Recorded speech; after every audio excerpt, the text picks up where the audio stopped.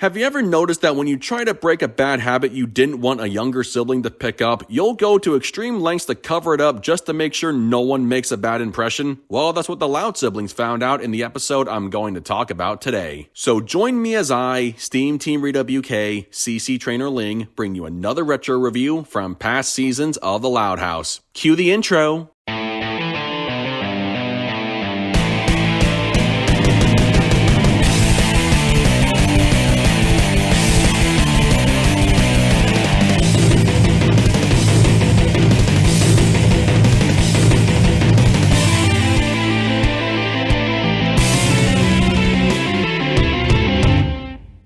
Today's episode is Potty Mouth. In this episode, the kids try to prevent Lily from saying a bad word so nothing ruins her chance to be admitted into a prestigious daycare academy. This is a very relatable episode because the story is about little kids imitating what others say and do, whether it's good or bad behavior. In Lily's case, her older siblings assumed they were a negative influence on her because she was saying a bad word they've used many times in the past and Lily overheard them saying it. Speaking of the older siblings, I liked how they all worked together to fix the problem they thought they had created instead of defaulting to fighting among themselves and making things worse. From recreating their past incidents by saying anything other than the bad word in the hopes Lily would imitate their new behavior to remove any possibility of her angrily swearing in front of Dr. Shuttleworth, it's episodes in which having a collective goal in mind for the benefit of someone else are the kind of episodes I will always appreciate. Their many attempts to curb Lily's supposedly bad language problem were some of the funniest bits of season 2, and the comedy really picked up when they got Lisa to take Lily's place during the interview with Shuttleworth. Speaking of Dr. Shuttleworth, besides being voiced by the talented Mindy Sterling, I got a kick out of her being overwhelmingly impressed with Lily's supposed above-average ability to play music and painting complex math equations. Of course, Lisa was only supposed to act like a typical one-year-old so no one would get suspicious. She's reminded of the plan, and that's when she,